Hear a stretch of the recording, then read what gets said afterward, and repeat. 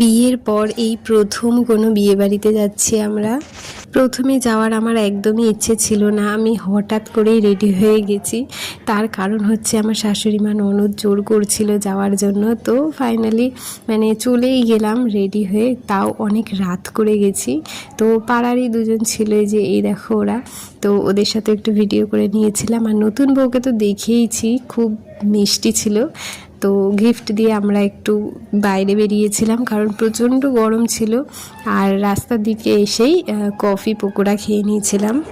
তারপর যেহেতু অনেকটা রাত হয়ে গিয়েছিল, তো সেই জন্য একটু তাড়াতাড়ি করেই আমরা খেতে বসে পড়েছি। তো এ দেখো দুই ভাই ও আমরা দুজনে খেতে বসেও আমরা যে কি গল্প করছিলাম, হাসাহাসি ওই জন্যই করছিলাম। তো যাই হোক, ভিডিওটা এই পর্যন্তই রাখছি, বেশি ভিডিও করিও নি আমি ওখানে গিয়ে। তো টাটা সবাইকে।